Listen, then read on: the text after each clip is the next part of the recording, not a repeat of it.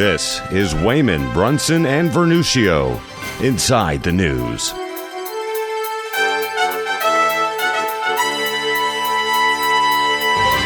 Welcome again to another edition of Inside the News. Glad to have you with us. My name is Guy Wehman, and we've got Frank Vernuccio and Ben Brunson with us. How you doing today, Frank? Doing great. And Ben?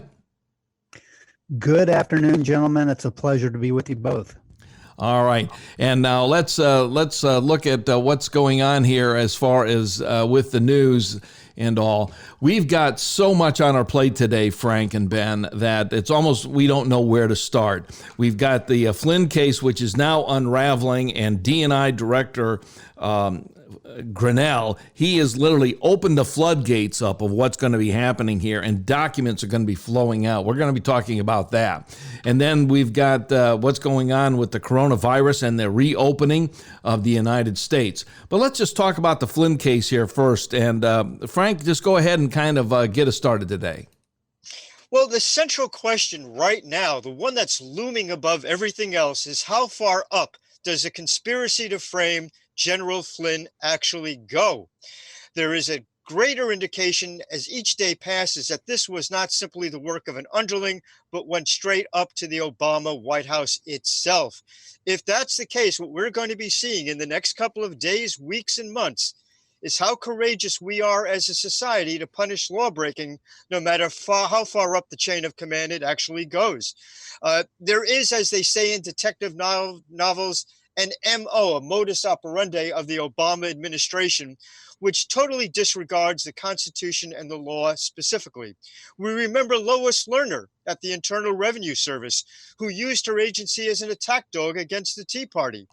We remember the Justice Department, which under Loretta Lynch was used to attack those who disagreed with President Obama on things like climate change. Using those as an examples, it is clear that the Obama administration had the mentality to use the offices of the federal government to attack General Flynn for partisan political purposes. Okay, Ben, what is your take on what Frank just has illuminated? Look, we've been talking about this for 3 years, and I think we've long assumed, and it turns out to be quite correctly, that this could not have occurred, this coup attempt against the Trump administration, and in particular, the spying that occurred prior to the election of Donald Trump and the inauguration of Donald Trump without a House. And what's coming out now is an increasing flood of information, which links it directly into the White House. That through Susan Rice and maybe Sally Yates from time to time, but definitely Susan Rice, who was always the faithful aide-de-camp to Barack Obama, the White House was centrally involved in authorizing activity that was done, the spying activity, everything that happened. I think there's a central figure that is emerging that hopefully is the source of future criminal indictments, and that's John Brennan, who ran the CIA under Barack Obama. And in fact, I've always suspected that the one person who had the ability to arrange all of the assets which were utilized, all of the intelligence assets, and not only longtime CIA assets like Stephen Halper, but other intelligence agencies from Australia, hooking up Christopher Steele with the DNC. I think all of this was done. The string puller for all of this was John Brennan. He set up all these people. He pulled the players together. He pointed them in the right direction, and they set up the predicate that was necessary to go to the FISA court, and they came up with the evidence that was necessary to support the FISA court operations or warrants, which allowed the NSA to turn on its incredible capabilities and turn it towards the incoming president of the United States. That's what this was always about. It was a straight up coup attempt. And the evidence to support all of this is now becoming public. Okay. Frank, what is always interesting, and Brennan keeps coming up in the discussion, and Ben has illuminated to that on past programs as well. But you know what is interesting is that he might have been the bad guy that says, hey, let's go after Trump and let's do this. But I still think that Barack Obama, he knew it. He had to authorize it. He had the power within the White House and the whole intelligence organization there, including the FBI. It was his signature on the bottom line, or his go-ahead, that had to have authorized this thing, Frank. Well, you're not going to find a signature on anybody's bottom line, but certainly I fully agree with you that Barack Obama was behind it. And again, you have to look at the pattern of behavior of the Obama administration. One of the things we have not come to terms with as a society has been the lawlessness of the Obama administration. We are told almost daily by MSNBC and CNN that the Obama administration somehow was the most scandal-free administration in American history. In reality, it was the most scandalous administration in American history. Look, let's compare past scandals with those that occurred in the Obama administration. We can talk about things like the Teapot Dome scandal, the earlier part of the 20th century. We can talk, of course, about Watergate, which is the one that's freshest in most people's minds. All of those had to do with singular acts, either of financial corruption or of a singular act against a political opponent. The crimes of the Obama administration were against the Constitution itself and the wholesale absconding of the machinery of the federal government. That's what makes the Obama administration so much more violative of the Constitution and political norms than anything that we've seen before. Ben, what do you think? Grinnell, he was an ambassador over there to Germany, and then Trump brought him over to make him DNI for national intelligence. And what is interesting is just in the short tenure that he's had in that office, he has gone through documents and he has done what probably General Flynn was going to do as well, which was to expose this whole thing. I think that's well said. The fact is that Richard Grinnell has come back to the United States from his ambassadorship in Germany, and he is doing the things that should have been done years ago. You know what's remarkable about this whole sequence of events to me, thinking about it, is, of course, Donald Trump had the power to declassify. He is the ultimate classifier of intelligence, of what is secret and not secret. The President of the United States, in his role as commander-in-chief, has that ultimate authority. He can declassify anything. Roosevelt could have decided that the Manhattan Project was declassified in 1944 if he wanted to. That was his call to make. But what all of this shows is that Donald Trump kept a complete hands-off approach to all of this. This information coming out now that Richard Grinnell is finally forcing to go public should have been public 3 years ago. We should have known this. This would have forestalled the entire Mueller investigation, would have stopped it in its tracks, because every bit of information we're getting exonerates all of the accused in the Russiagate conspiracy hoax. And it is an overwhelming amount of information, frankly. It shows that Carter Page and Papadopoulos were completely innocent, and that all the investigation showed that early on. That was the basis, the initial foundational predicate to go after the spying that was targeted towards Trump. It was all false. The Flynn, of course, we now know it was a perjury trap. It was a setup, entrapment. This should have been known years ago, but thankfully it's coming out now. And the question becomes, this is the greatest scandal, I think, in the history of this country by a long shot. Will people be held to account for it? And that is going to be up to Bill Barr. You know something, Frank, as Ben was just talking right there, it just really seems to me that, as Ben was saying, that this could have been all solved maybe 3 years ago. The question is, and you know some of the inner workings of what goes on in Washington, is there a secret club up there?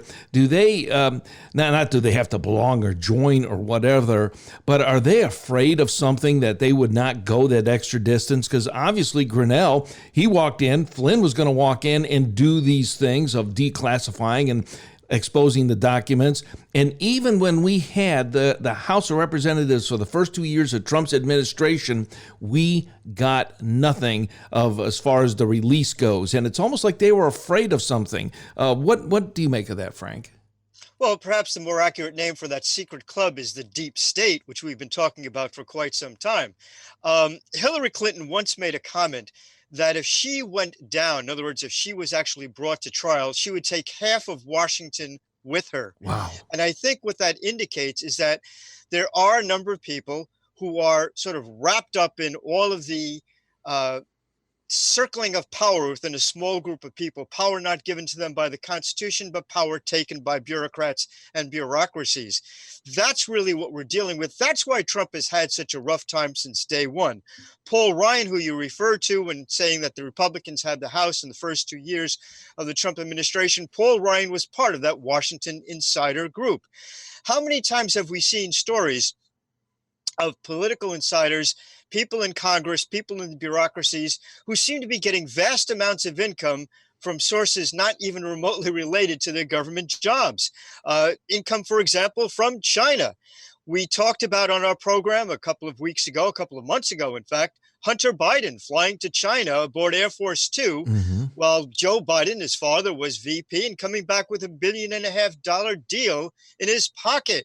That tends to show you how closely connected, I think, many people in Washington are with making money from China. That's part of that deep state. We're going to go to Ben here in just a minute. But Frank, when you mentioned that Hillary could have taken half of Washington down with her, does that mean payoffs, that she's bought people off, or she knows where the bodies are buried? And that could go in a couple of different ways of where the bodies are buried. But at the same time, Frank, I think you understand what I'm saying, is that she is so well connected and had that sphere of influence going back to the Bill days, back to 94. Is that what you're talking about? Yeah, I think that's very much what I'm talking about. Look, you go back to the Bill Clinton administration, money was coming in from China to finance his reelection campaign. China comes up.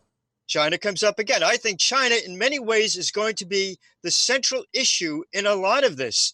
If you look at some of the actions of Obama administration personnel in two parts of the world, in China and Iran, you start to see a lot of kind of incestuous relationships. You got to see a lot of questionable actions.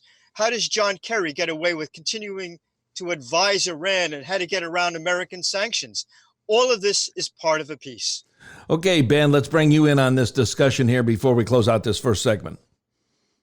Well, look, again, the irony is that Donald Trump ran against the deep state, but I don't think he had any idea how accurate his description of Washington was, and just truly how entrenched and deep that state apparatus had become.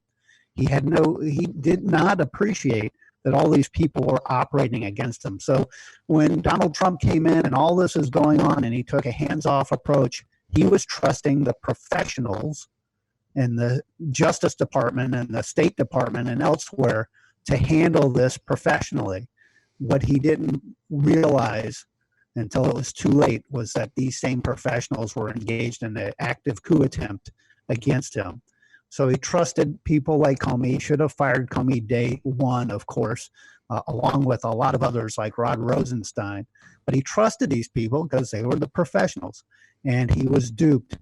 He brought in Christopher Wray. Christopher Wray has turned out to be a deep stater. He's done nothing whatsoever to try to fix the FBI and the corruption that is so obvious to everyone. All he has done is deny it and been an apologizer for the establishment as it exists within the FBI. He's absolutely the wrong person for the job. And I think, assuming Donald Trump is reelected, the first name you will see fired or forced out will be Chris Wray, and he'll get someone else in there who can clean up the FBI in his second term in office. Well, you know something, Ben, what is interesting is that there are 2,000 people from the Justice Department that signed a petition to say that Bill Barr should be fired. If that is indeed the case, then they have just basically given Trump the names of the people who should go.